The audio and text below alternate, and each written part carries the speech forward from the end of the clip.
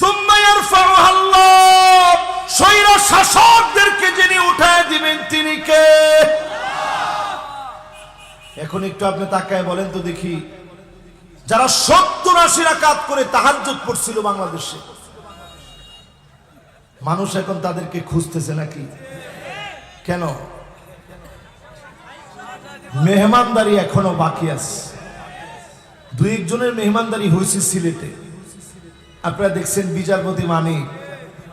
কিরকম মেহমানদারি সিলেটবাসী করতে পারে, যদি সিরাজগঞ্জে পেত তাইলেও মেহমানদারি কম হতো না, ঠিক কিনা বলে? আল্লাহর নবী নিজে জানায় দিলেন স্বৈরা শাসন চলবে। আজ পৃথিবীর দিকে তাকায় দেখে 2 কোটি মুসলমান মার খাচ্ছে। কয় কোটি? 20 কোটি মুসলমানের মাথার উপরে ছাদ নাই, শরণার্থী হয়ে গেছে। দিনের পর দিন মার খাওয়ার পরে সিরিয়া এখন বিজয়ের দ্বার প্রান্তে উপনীত হয়ে গেছে। জোরে করে আল্লাহু আকবার। অলরেডি সব জায়গায় বিজয় ছড়ায় পড়তেছে। নবীজি বলে গেছেন সিরিয়া 12 বছর মার খাবে। আমার এই মাহফিল, এই যে সিরিয়ার বিজয়, বাশার আসাদের মতো নরপিশাচ ঠিক ওই পথে গিয়েছে, আমার দেশের স্বৈরাচারী যেই পথে গেছে, ঠিক কিনা বলে?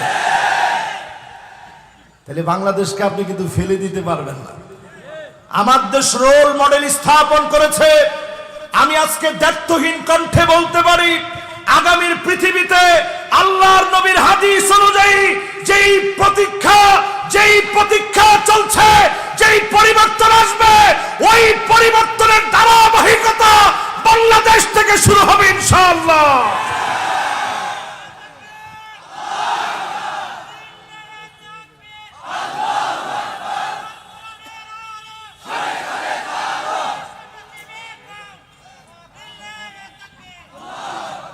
আচ্ছা, এই এলাকার মানুষ এখনো কি ট্রেনিং নিতে পারেন নাই? আল কোরআনের আলো ঘরে ঘরে তো অনেক জ্বালাইলাম, মাহফিলে কত জ্বালাইছেন টাকা পয়সা খরচ করে। সামনে কোথায় জ্বালাবেন? সংসদে জ্বালানোর স্লোগানটা আরেকবার একটু ভালো করে দেন তো দেখি।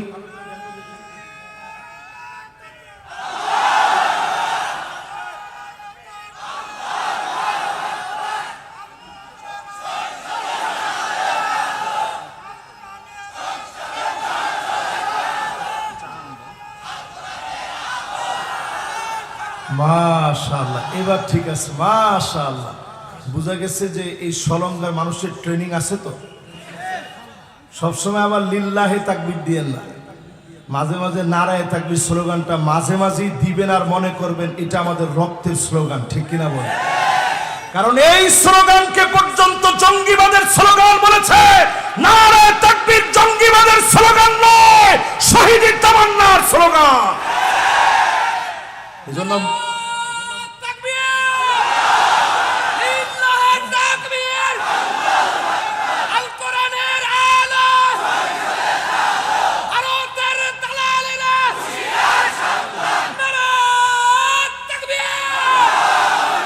মাশাআল্লাহ, আমরা ভারতের সাথে আমাদের কোনো শত্রুতা নাই, তবে আবার আমাদের দিকে যদি খুব বড় চোখ করে তাকায়, এটা আমরা সহ্য করি না।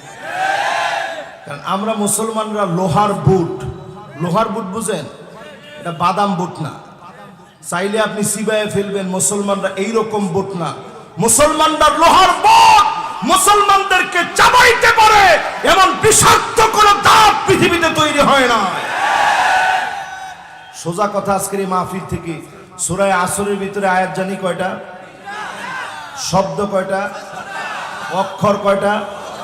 মাশাআল্লাহ, ওয়াজ যতক্ষণ হয়েছে কিছু জিনিস আপনারা মুখস্থ করছেন। এবার বলেন, এই পৃথিবীতে শাসন আসবে কয়টা? অলরেডি আমরা দেখছি। মাশাআল্লাহ, 1 নাম্বার কি? মাশাআল্লাহ, ক্যামেরাম্যানও মুখস্থ করছে, মাশাআল্লাহ, কাজে লাগবে। 1 নাম্বার কি?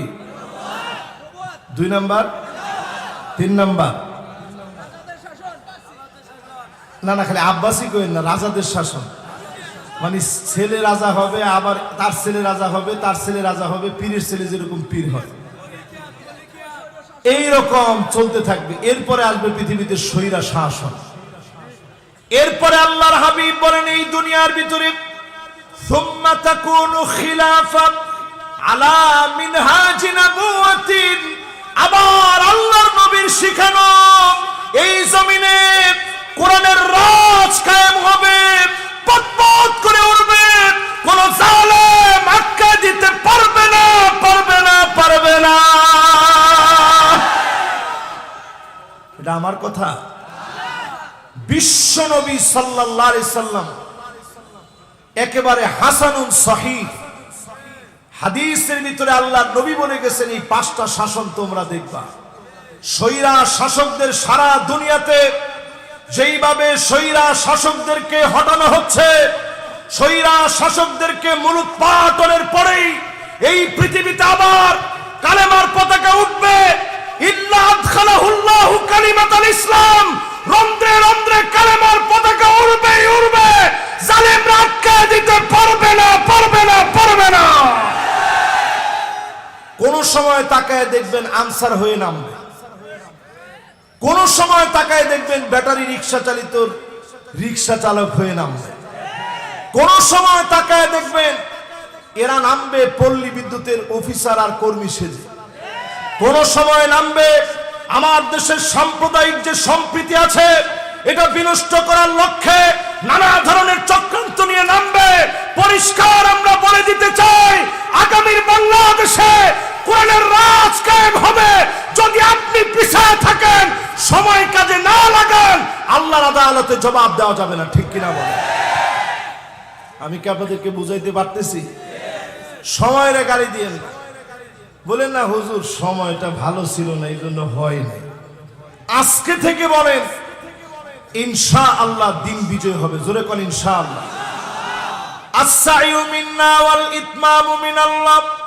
চেষ্টা আপনি করেন, দিন যদি বিজয়ী নাও হয়, আপনি চেষ্টা করার কারণে যিনি কবুল করে নেবেন তিনি কে? এবার 3 আয়াতের চলেন দ্বিতীয় অংশের দিকে যাই। ইন্নাল ইনসানা লাফি খুসর, নিশ্চয়ই সব মানুষ ক্ষতির ভিতরে আছে। সব মানুষ কিসের ভিতরে? আরো আসতে কোন। এবার যে ক্ষতির ভিতরে আছেন, আমি কয়েকটা উদাহরণ দিই হাদিস থেকে, আপনি একটু মিলাই নেন। ক্ষতির ভিতরে যে আছেন প্রমাণটা কি?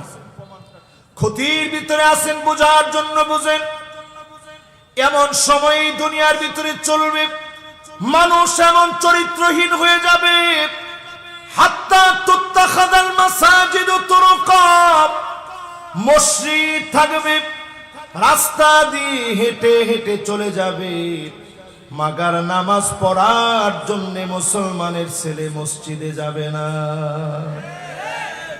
এরকম মুসল্লি সারা বাংলাদেশে থাকলেও সলঙ্গার মাটিতে একেবারেই নাই। তবে এইখানে যারা বসছে তারা নামাজি মানুষ, তো এই জন্য আশেপাশে কিছু বলেন নাই।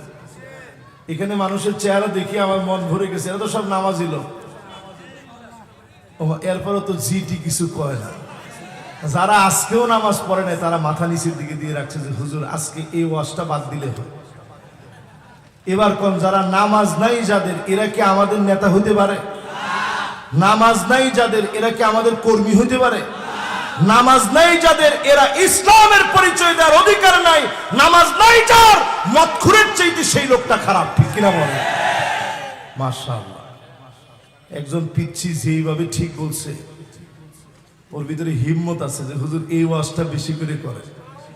আল্লাহ মাফ করুক, এখানে 5 জন লোক যদি মদ খেয়া মারা যায়, এই সংবাদ আমাদের জননেতার কাছে পৌঁছাইতে সময় লাগবে কতক্ষণ? 10 ঘন্টা। কিসের 1 ঘন্টা? মারা যাওয়ার 5 মিনিটের মধ্যে ফেসবুকে চলে আসবে যে সলঙ্গায় 5 জন লোক মদ খেয়ে মারা গেছে। হায় হায় হায় রে, সারা বাংলাদেশ ছড়ায় গেছে। কিন্তু এই যে প্রতিদিন বেনামাজি মারা যাচ্ছে, কেউ কিছু বলতেছে না। কিন্তু ঠিকই ফেরেশতারা বলে তারিকুস সালাত, নামাজ পরিত্যাগকারী এসেছে। আমরা ক্ষতির ভিতরে ডুবে আছি। ক্ষতির ভিতরে কেমনে আছি বুঝবেন কেমনে? হাত্তা ইয়াবুদাল্লাহ ওয়াল উজ্জা, মুসলমানের ছেলে মূর্তির সামনে যাবে, মাথা নিচের দিকে দিয়ে পা উপরের দিকে দিয়ে নাচবে, ঠিক কিনা বলে? এরকম মুসলমান আছে না নাই? পার্সেন্টেজ করে দেখেন, একটা হিন্দুদের মন্দিরের ভিতরে যখন পূজা হয় 60% মুসলমানের ছেলে নাড়ু খেতে যায়, লাফালাফি করতে যায়, নাচ গান দেখতে যায়। এই রকম যারা যারা যায় তারাই এই পৃথিবীতে ক্ষতির কারণ, ঠিক কিনা বলে? আল্লাহর নবী হাদিসের ভিতরে জানায় দিলেন, হাত্তা তাদতরিবাল ইয়াতু নিসাই দাউসিন, এমন সময় আসবে মহিলারা নিতম্ব নাচিয়ে নাচবে, পিছনের অংশ নাচিয়ে নাচবে। এখন আপনি তাকায় দেখেন, স্কুলের বার্ষিক অনুষ্ঠানে নাচ গান করে আমার আপনার নামাজি মানুষের মেয়েরা, ঠিক কিনা বলে? কথাটা শুনতে খারাপ শোনা গেলেও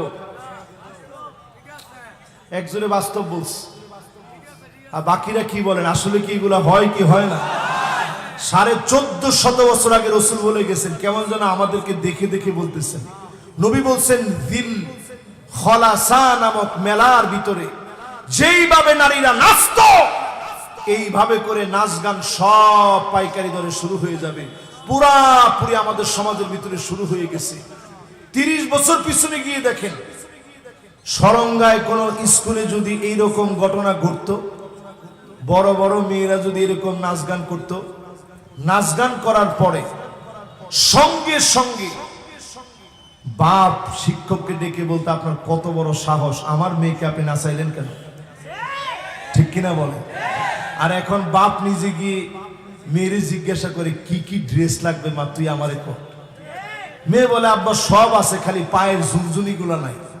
ঠিক আছে, সব এনে দিব, কিন্তু তোর কাছ একটা নাচে কিন্তু তোমার ফার্স্ট হওয়া লাগবে। এইরকম নির্লজ্জ বেহায়া অভিভাবক দিয়ে দেশটা ভরপুর হয়ে যাবে। আজ মানুষের রন্ধ্রে রন্ধ্রে নির্লজ্জ বেহায়াপনা রন্ধ্রে রন্ধ্রে ঢুকে গেছে, ঠিক কিনা বলে? এই পৃথিবীর ভিতরে আপনি তাকায় দেখবেন, এমন সময় আসবে, আল্লাহর হাবিব বলেন, এমন সময় তোমরা দেখবা, ইল্লা আলা হুসানাতিন মিনান নাস, মানুষের ভিতরে ভালো লোক পাওয়া যাবে না, অধিকাংশ লোক দুশ্চরিত্র লম্পট হবে। চরিত্র বলতে কিছু থাকবে না, মানুষের ভিতরে আমানতদারি থাকবে না। এখন আছে, একজনে কইছে আছে, আমানতদারি আছে। আমাদের দেশে পিয়নের যদি 400 কোটি টাকা হয়, তাও আবার দুঃখ করে বলে যে আমার পিয়নের 400 কোটি টাকা। তাহলে আপনি চিন্তা করেন আমানতদারিতার কি অবস্থা হয়েছে। এই বাংলাদেশের মানুষ দেখেছে, 2টা মন্ত্রণালয় চালাতে গিয়ে, শিল্প মন্ত্রণালয়ের মতো একটা মন্ত্রণালয়, কৃষি মন্ত্রণালয়ের মতো একটা মন্ত্রণালয় চালাতে গিয়েও 1 টাকার দুর্নীতি তারা প্রমাণ করতে পারে না। এটা আমাদের জন্য বড় অর্জন, এটা আমাদের জন্য বড় পাওয়া। মানুষের ভিতরে দুর্নীতি বেড়ে যাবে। এরপরে আল্লাহর হাবিব বলেন, এমন সব নেতা আসবে, উকরিমার রাজুল মাখাফাতা শাররিহি, ওই নেতার গুন্ডামির কারণে, চাঁদাবাজির কারণে, অস্ত্রের কারণে মানুষ ভয় পাবে, নেতাকে সম্মান করবে না। অস্ত্রের কারণে সামনাসামনি তার একটু ভয় পাবে, ঠিক কিনা বলে? পিছনে যাওয়ার পরেই বলবে, আল্লাহ এত মানুষ ঠাডা পড়ে মারা যায়, আল্লাহ তারে কি আপনি একটু দেখেন না, আর কত। এরপরে যখন ওই নেতা মারা যায়, সব লোকদেরকে যখন জানাজার ভিতরে ডাইকা ডাইকা আনে, আবার তারাই জিজ্ঞাসা করে কেমন ছিল। লোকেরা মনে মনে চুপ থেকে বলে, একটু পরেই বুঝবি তুই কেমন ছিলি। ঠিক না ভাই? তাহলে এইরকম নেতাও আছে না নাই? আল্লাহর হাবিবের পরে হাদিসের ভিতরে জানান ক্ষতি কেমনে বুঝবা। আল্লাহর হাবিব বলেন, এইভাবে বুঝবা, আসাদুন নাস লুকা ইবনে লুকা, এই লুকা ইবনে লুকা এমন দুশ্চরিত্র ছিল, নবীজির নামে অপবাদ দিয়েছিল। আল্লাহর নবী বলেছিলেন, কাবার গিলাফ ধরেও যদি মাপ চায়, লুকা ইবনে লুকার মাফ হবে না। নবীজি বলেন, এরকম দুশ্চরিত্র লম্পট লুকা ইবনে লুকার মতো লোকেরা সমাজের নেতা হয়ে যাবে, ঠিক কিনা বলে? এখন তো তাই হইছে। সব ক্ষতি পেরিয়ে সামনে যদি আমাদের বাঁচতে হয়, চারটা ফর্মুলা আমাদের হাতে নেওয়া লাগবে। জোরে কোন কয়টা? এক নাম্বার ফর্মুলা, ইল্লাল্লাযীনা আমানু, যদি আপনি ঈমান আনেন, যদি আপনি ঈমান আনেন, যদি আপনি ঈমানের পথে চলেন, ঈমানের পরীক্ষা যখন আসবে জীবন চলে যাবে, ঈমানের পরীক্ষা থেকে দূরে যাওয়া যাবে না। এমন মানুষদেরকে দিনটাকে যিনি বিজয়ী বানায় দিবেন তিনি কি? আমাদের সামনে যে মেহমান বসা আছে, ওনার মতো এইরকম সুন্দর চেহারার একটা মানুষ, ওনার হাতের ভিতরে হ্যান্ডকাপ লাগিয়েছে, ওনার পায়ের ভিতরে ডান্ডা বিড়ি লাগিয়েছে, বহু কষ্ট দিয়েছে, ঘুমাইতে পারে নাই ঘরের ভিতরে। এরপরে ওনাদের কথা শুনে দেখবেন কাউকে এই অভিযোগ জীবনে কোনোদিন ওনারা দেয় না। ওমা ঠিক তো সবাই কয় না? আর একটু জোরে বলেন। ওনারা কাউকে দোষ দেয় না, কারণ মুমিনরা সব সময় বিশ্বাস করে এই সবর দিয়ে যিনি দিনকে প্রতিষ্ঠিত করে দিবেন তিনি কি? এই জন্য আজকে সূরা আসর আমরা তেলাওয়াত করে তাফসীর করছি। ঈমানের এই পথ একেবারে কখনো কুসুমাস্তীর্ণ ছিল না, কণ্টকাকীর্ণ নয়। পথ ধরে দিনের পর দিন জেল জুলুম, দিনের পর দিন অত্যাচারে অবিচার করার পরে, আয়না ঘরে রাখার পরে, ফাঁসির দড়িতে অকাতরে হাসি মুখে যাওয়ার পরে ঈমানের এই পথে যিনি বিজয় দিয়ে দেন তিনি কে? ঈমানের এই পথে যারা পরীক্ষা দিয়েছে, আল্লাহ কাউকে কম দামা বানান নাই। আজকে তাকায় দেখেন আমাদের পুলিশের ভাইরা সব দাঁড়ায় আছে। আরে ঠিক হতে কয় না। আর আগে অনেক সময় ওয়াজ করার পরে বলতো হুজুর একটু থানায় চলে। থানায় যাবো কেন? হুজুর একটু চা রাখছি আপনার জন্য, গরম গরম চা আছে, একটু আমাদের সাথে বৈশা খাইয়ে দেয়, পরে ইনশাল্লাহ চলে যাবেন বাসায়। কিন্তু এখন আমাদের ভাইরা সব নিরাপত্তা দেওয়ার জন্য দাঁড়ায় আছে। আমার কথা কয় না, ঠিক নেই?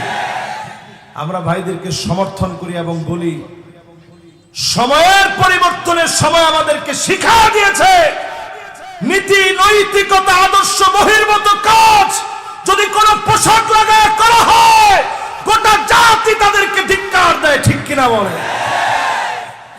তাদেরও হাত পা বাঁধা ছিল, এখন থেকে তারাও শুধরাবে, আমরাও আবার বুকে টেনে নিব, ঠিক না ভাই? ঈমানের পথে সবাই আমরা সমান। যখন ঈমানের পথে যে আসবে, এখন তারা আমাদের সাথে আসে বসে এবং কেঁদে কেঁদে অনেক সময় বলে যে হুজুর হাত পা বাঁধা ছিল, কিছু করার ছিল না, মনের ভিতরে কষ্ট বুকে চেপে দূরে দাঁড়ায় আপনাদের ওয়াজ শুনছি, কাঁদছি, কিন্তু কিচ্ছু করার ছিল না।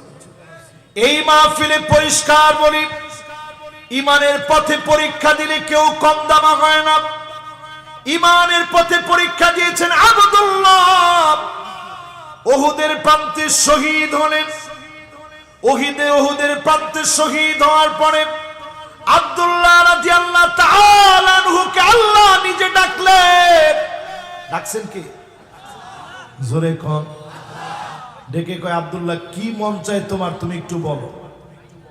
আব্দুল্লাহ নিজে তুমি বলো তোমার কি মন চায়। আব্দুল্লাহ তুমি বলো তোমার কি মনে চায়, একটু আমারে বলো। কথা বলতেছেন কে? সবাই বলেন কে? আল্লাহ নিজে কথা বলতেছে আব্দুল্লাহর সঙ্গে। সঙ্গে সঙ্গে আব্দুল্লাহ রাদিয়াল্লাহু তাআলা আনহু বললেন, আয় আল্লাহ, জীবন তো দিয়েছেন মাত্র একটা, হাজারটা জীবন আমার আল্লাহ আপনি দেন, 1000 বার শহীদ হয়ে যাব, 1000 বার উহুদের প্রান্তে যাব, জীবনটা 1000 বার দিয়ে দিব। আল্লাহ পাক বলে আব্দুল্লাহ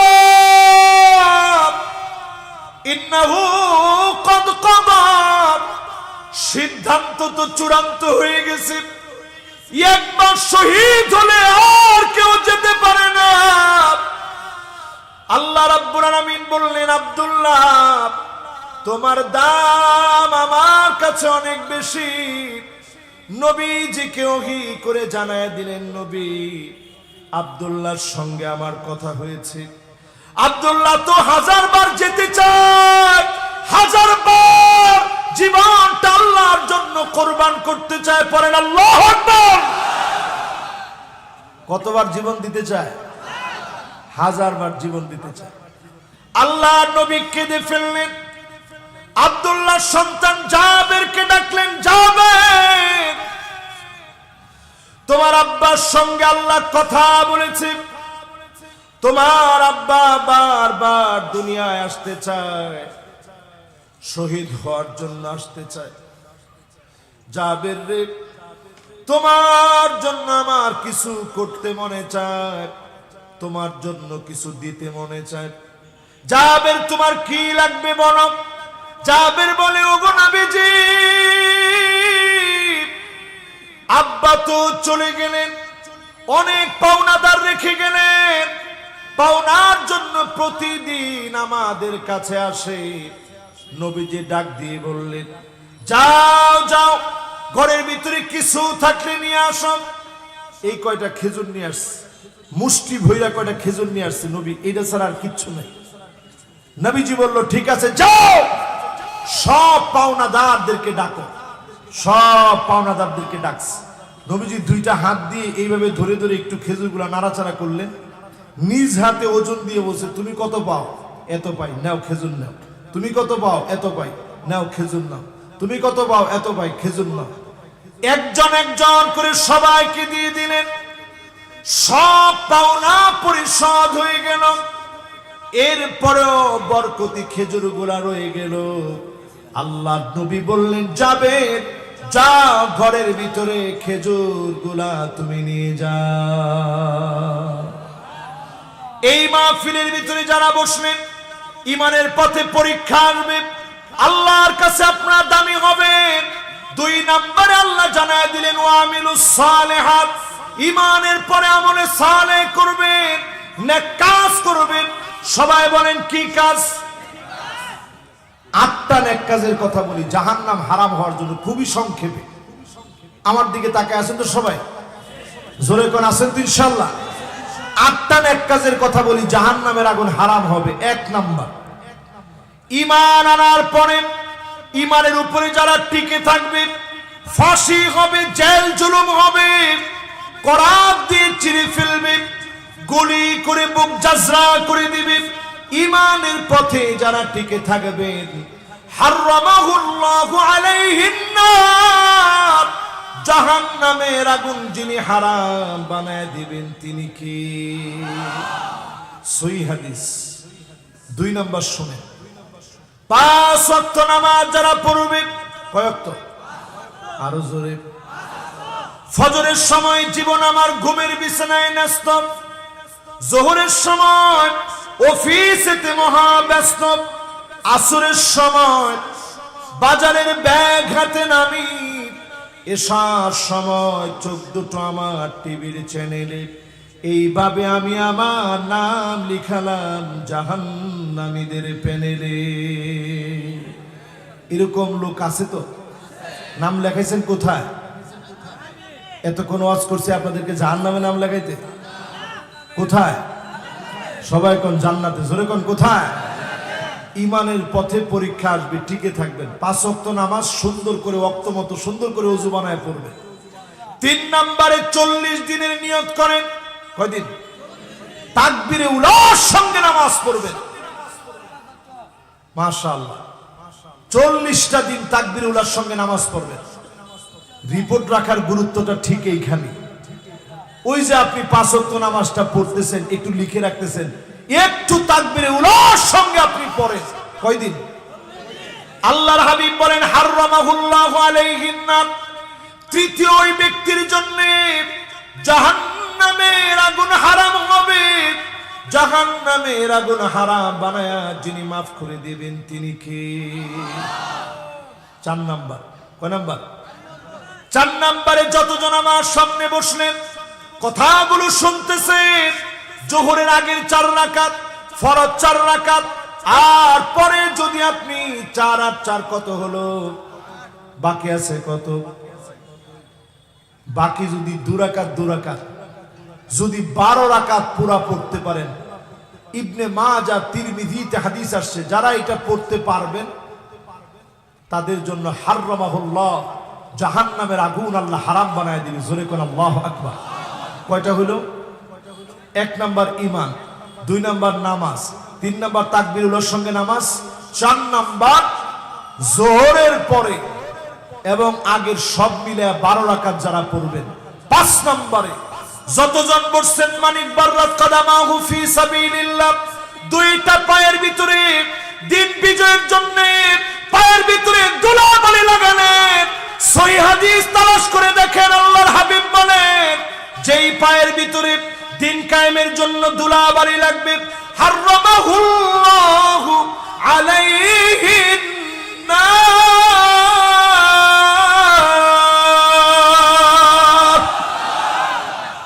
জাহান্নামের আগুন আল্লাহ হারাম বানায় দিবে। জোরে কোন আল্লাহু আকবার।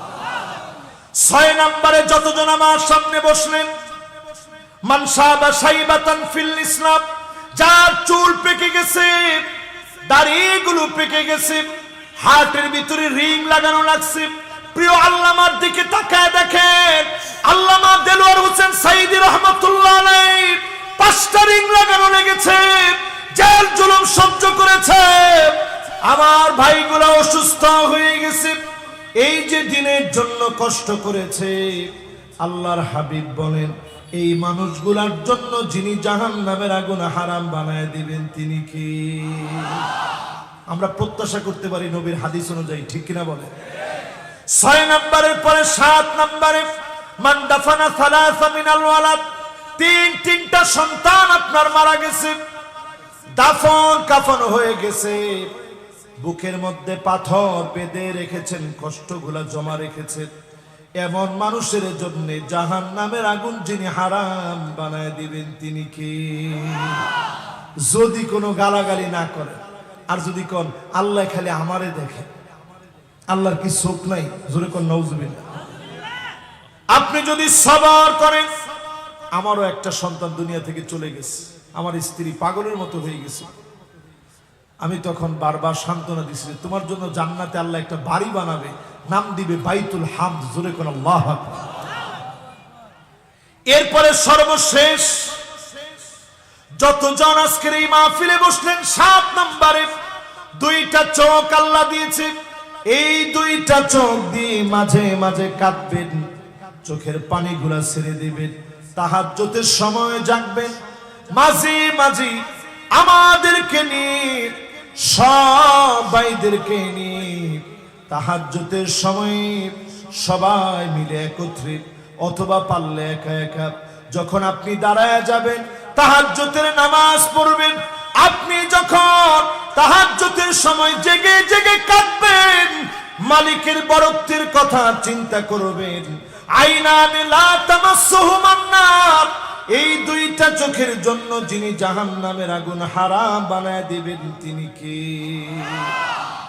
আর পুলিশ ভাইদেরকে বলছি, তাদের চোখ, র্যাবের চোখ, আর্মির চোখ এত দামি হতে পারে, পরিষ্কার সহিহ হাদিসের মধ্যে নবী বলছেন, যেই চোখগুলা আইনুন তাহরুসু ফি সাবিলিল্লাহ, আল্লাহর জমিনকে নিরাপত্তা দেওয়ার জন্য যারা প্রশাসনে চাকরি করে, নিরাপত্তা যদি নিশ্চিত করতে পারেন, যদি কারো চাটুকার গোলামি না করে জনগণের পক্ষে জনতার জন্য যদি লড়তে পারেন, নবীজি বলছেন তাদের জন্য জাহান্নামের আগুন এই চোখের জন্য হারাম হয়ে যাবে। জোরে কোন আল্লাহ। শেষ 8 নম্বর যে আমলে সালেহ, এটা চাইলেই হয় না। মান ক্বালা লা ইলাহা ইল্লাল্লাহ, মান ক্বালা আখিরু কালামিহি লা ইলাহা ইল্লাল্লাহ দাখালাল জান্নাহ, যার জীবনের শেষ কথা জবান দিয়ে বের হবে লা ইলাহা ইল্লাল্লাহ।